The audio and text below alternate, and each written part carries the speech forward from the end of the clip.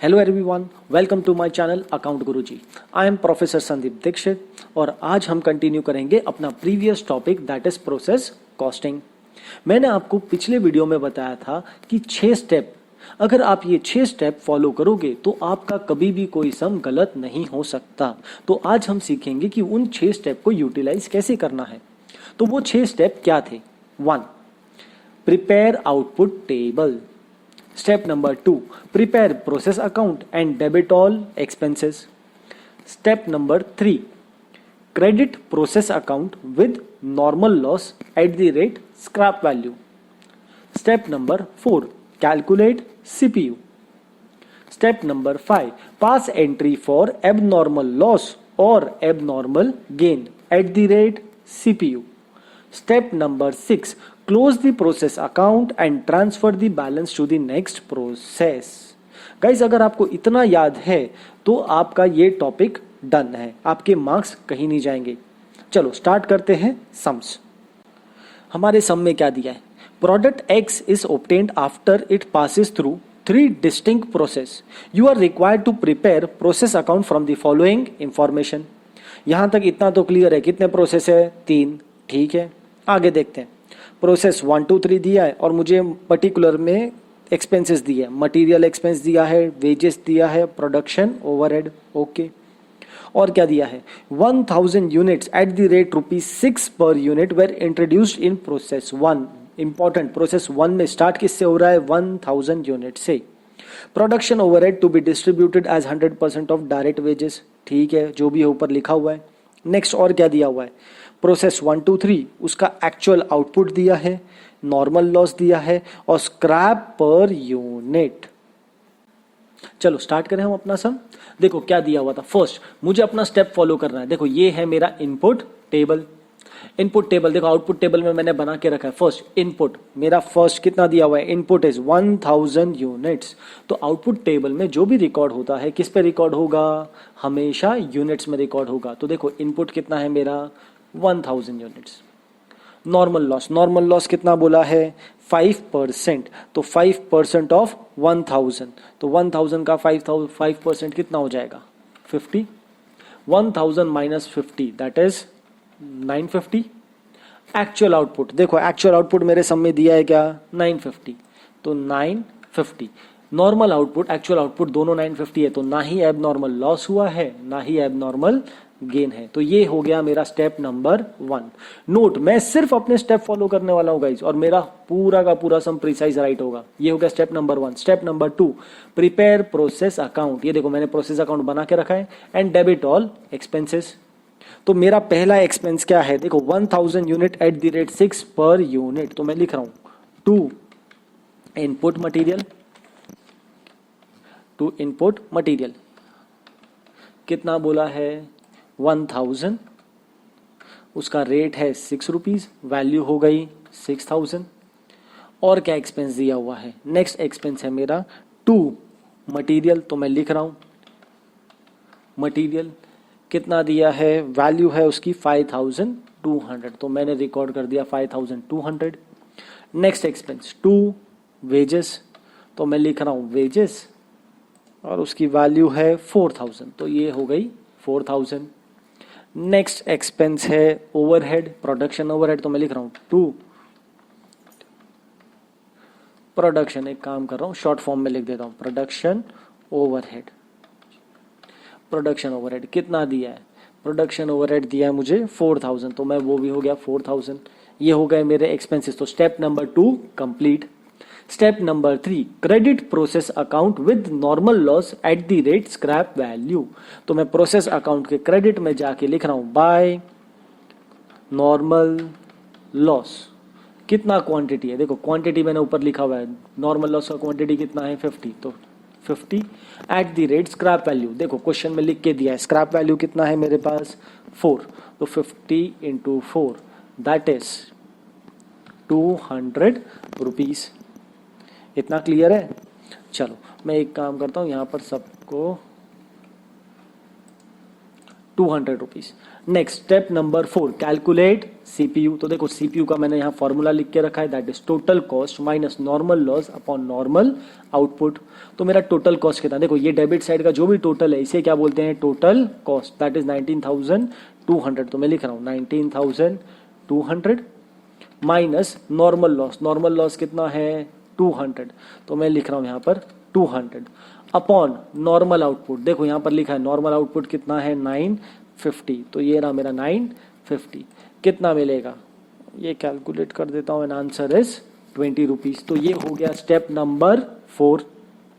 Next step number 5, pass entry for abnormal loss और abnormal gain at the rate CPU. तो देखो ना ही abnormal loss है ना ही एबनॉर्मल गेन है, तो ये स्टेप तो क्या हो गया, skip. Step number 6, close the account and transfer the balance to the next process. तो देखो क्लोज कर देता हूँ, क्वांटिटी का टोटल करता हूँ, दैट इज 1000। इसका टोटल यहाँ पर लिखा ही है, तो यहाँ पर भी टोटल कितना होना चाहिए 1000, और ये मेरा 19,200। बैलेंस बच रहा है यहाँ पर 19,000 और यहाँ पर बैलेंस बच रहा है 950। तो close the account and transfer the balance to the next process. तो लिख रहा हूँ यहाँ पर बाय प्रोसेस टू अकाउंट। समझ में आ गया, तो ये हो गया मेरा फर्स्ट प्रोसेस कंप्लीट। गाइज अगर समझ में आया तो सब्सक्राइब करना मत भूलना। चलो कंटिन्यू करते हैं। अब देखो बाय प्रोसेस 2 में चला गया है, कितना 950 यूनिट्स एट द रेट 19,000। तो मैं देखो यहाँ पर कंटिन्यू करता हूँ, प्रोसेस 2 के अंदर मैं जाके लिख देता हूँ यहाँ पर 2 प्रोसेस 1 अकाउंट बराबर है, क्वांटिटी था उसका 950। ये देखो क्वांटिटी कितना है 950 और इसका वैल्यू था 19,000।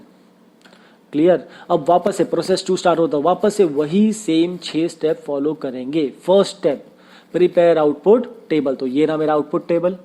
जो भी मेरे प्रोसेस ए यानी प्रोसेस 1 का आउटपुट है वो मेरे प्रोसेस 2 का क्या बन जाता है, इनपुट। तो ये 950 कहाँ चला जाएगा, मेरे प्रोसेस 2 के इनपुट में। देखो प्रोसेस 2 लिख देता हूं और उसका इनपुट कितना, देखो ये 950 जो इसका आउटपुट था वो इसका क्या बन जाएगा, input, that is 950। Normal loss, देखो प्रोसेस 2 का डेटा खाली देखना है, बाकी सब स्किप। प्रोसेस 2 का नॉर्मल लॉस कितना है, दैट इज 10%। तो 950 का 10% that is 95। 950 minus 95 that is 855। Actual output कितना है, एक्चुअल आउटपुट हमारे सम में दिया है 840। तो इंपॉर्टेंट, नॉर्मल आउटपुट यानी कि एक्सपेक्टेड आउटपुट कितना है 855 और एक्चुअल कितना है 840, कम मिला है कि नहीं।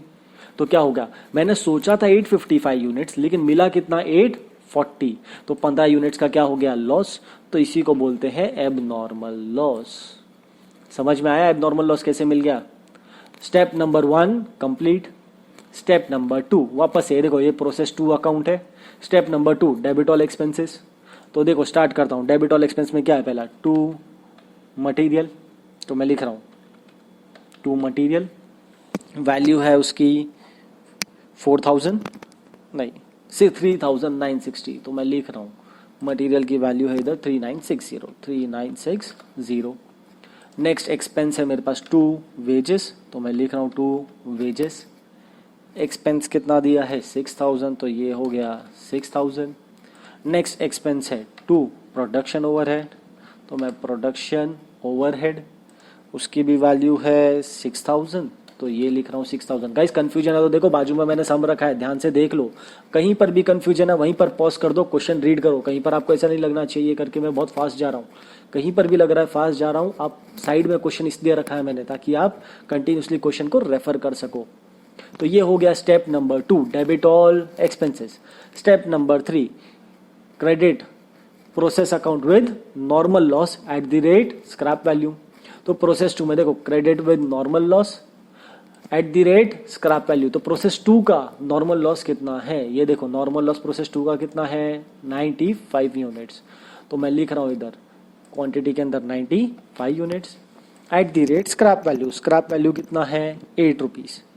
तो मैं लिख रहा हूं 8, तो 95 इंटू 8, 95 इंटू 8 दैट इज 760। तो मैं लिख रहा हूं यहाँ पर 760 rupees. Step number 4, calculate CPU. Formula क्या है, वही total cost minus normal loss upon normal output. तो देखो टोटल कॉस्ट यहाँ पर डेबिट साइड पर देखो, डेबिट साइड पर मेरा टोटल यहाँ पर लिखा हुआ है 34,960, तो लिख रहा हूँ 34,960 minus normal loss, normal loss कितना है 760, तो ये हो गया 760 upon normal output. Normal output मेरा कितना था, ये देखो लिख रहा हूँ इधर, ये रहा नॉर्मल आउटपुट कितना है 855, तो डिवाइड बाय 855, तो मैं कर लेता हूँ यहाँ पर 34,960 minus 760 divided by 855 and answer मिला 40 रुपीज। तो ये हो गया मेरा step number 4।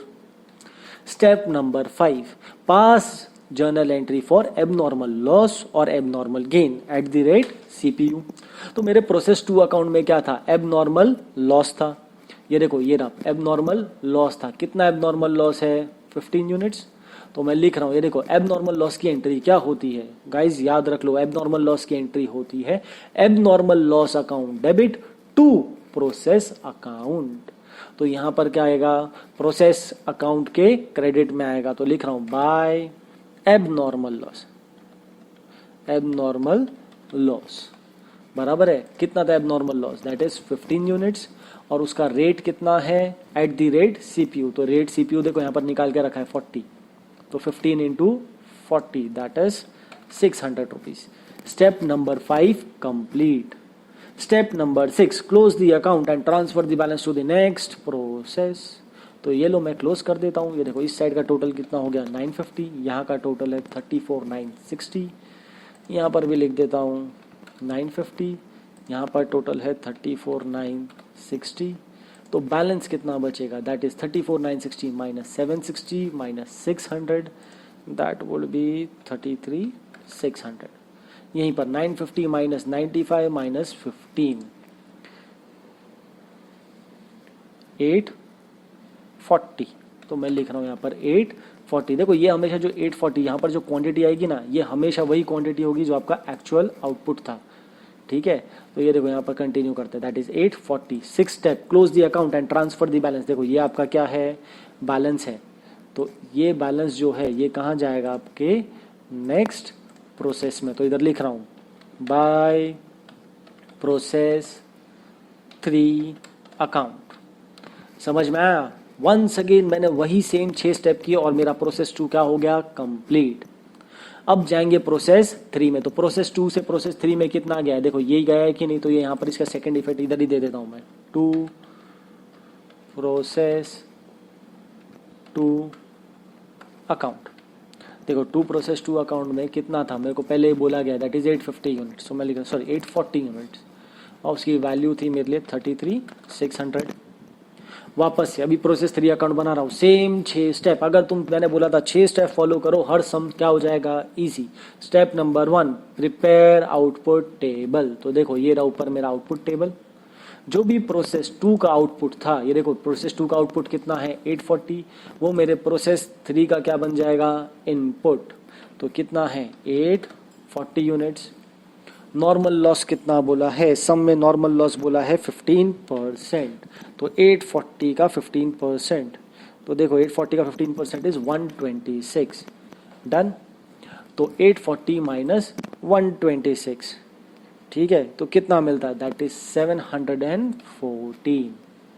Next actual output मेरे सम में कितना दिया है, देखो एक्चुअल आउटपुट कितना दिया है 750, तो मैंने एक्सपेक्ट कितना किया था 714, मिला कितना 750। तो जो भी डिफरेंस है, ज्यादा मिला कि नहीं एक्सपेक्टेशन से, तो जो भी ज्यादा मिला है वो मेरे लिए क्या है, एबनॉर्मल गेन। कितना एबनॉर्मल गेन है, 14 और 50 का डिफरेंस, दैट इज 36 यूनिट्स। समझ में आया। तो ये हो गया step number 1। Once again same ही स्टेप बना रहा हूं, कुछ नया नहीं किया है मैंने। नेक्स्ट स्टेप नंबर 2, ये देखो ये रहा मेरा process account. Step number 2, debit all expenses. क्या एक्सपेंस है, टू मटेरियल, कितना अमाउंट है, दैट इज देखो क्वेश्चन में दिया है 5924, तो मैं लिख रहा हूं 5924। नेक्स्ट एक्सपेंस टू वेजेस, कितना वैल्यू बोला है, दैट इज 8000, तो मैंने लिख दिया 8000। To production overhead, production overhead, उसका वैल्यू कितना है 8000। देखो हर सम में एक यह चीज़ याद रखना, हर प्रोसेस के अंदर इक्वल अमाउंट ऑफ एक्सपेंसेस होंगे, या बोलो इक्वल नंबर ऑफ एक्सपेंसेस। देखो यहाँ पर भी 4 एक्सपेंस है, यहाँ पर भी 4 है, यहाँ पर भी 4 है, ठीक है। तो देखो ये हो गया मेरा प्रोसेस थ्री का स्टेप नंबर 2। स्टेप नंबर 3 वही credit with normal loss eight the rate scrap value. तो लिख रहा हूँ बाय नॉर्मल लॉस। तो देखो बाय नॉर्मल लॉस, कितना क्वांटिटी था मेरे लिए नॉर्मल लॉस, देखो ऊपर जाके लिखा दैट इज 126। तो देख रहा हूँ एब नॉर्मल लॉस कितना क्वांटिटी है 126 eight the rate scrap value. Scrap value देखो क्वेश्चन में दिया है दैट इज 10। तो कितना वैल्यू मिलेगा 1260। ये हो गया step number 3। Step number 4 that is calculate CPU. देखो फॉर्मूला लिखा है वही same formula, total cost minus normal loss upon normal output. तो टोटल कॉस्ट देखो डेबिट साइड का टोटल कितना है 55524। तो मैं लिख रहा हूँ 55524 minus normal loss. Normal loss कितना है 1260। तो मैं लिख रहा हूँ 55524 minus 1260 upon normal output. Normal output मेरा कितना था दैट वाज 714।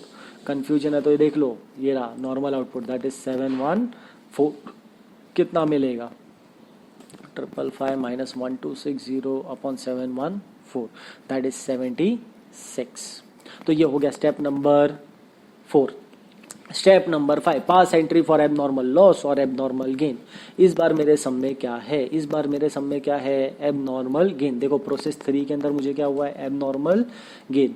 हमेशा याद रखना जो प्रोसेस सॉल्व कर रहा हूँ सिर्फ उसी के डेटा पे ध्यान देने का, बाकी सब क्या होगा इग्नोर। तो एबनॉर्मल गेन कितना है 36 यूनिट्स। तो एबनॉर्मल गेन की एंट्री क्या होती है process account debit to abnormal gain account. तो मैं लिख रहा हूं इधर टू एबनॉर्मल गेन।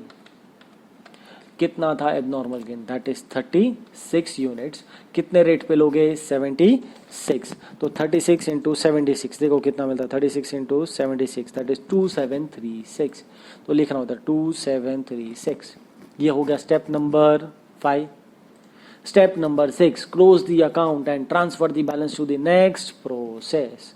तो यहां पर मेरा देखो इसका टोटल कितना हो गया 840 प्लस 36 दैट इज 876 बराबर 4 प्लस 3 7 होता है, बाकी टोटल ओरली हो गया। तो यहाँ पर भी लिख देता हूँ 876। यहाँ पर टोटल आएगा 58,260। जो भी बैलेंस बचेगा, बैलेंस कितना बच रहा है मेरे पास इस तरफ बच रहा है 850 और इसमें बैलेंस बच रहा है मेरे पास that is 58,260। 58,260 minus 1260 that is 57,000। तो मैं यहाँ लिख रहा हूँ 57,000। अब देखो 6 स्टेप क्या बोलता है close the account and transfer the balance to the next process. Next process तो कुछ है नहीं बराबर, 3 ही प्रोसेस थे मेरे समय। तो जो भी बचेगा ये कहाँ जाएगा by finish goods, by finish goods account. समझ में आया, ये हो गया मेरा सम कंप्लीट। क्लियर है? तो बस इसी के आपको मिलने वाले हैं 15 मार्क्स। अगर सम समझ में आया है तो लाइक और सब्सक्राइब करना मत भूलना ताकि मैं मोटिवेट होता रहूं और आपके लिए और वीडियोस बनाता रहूं। Thank you.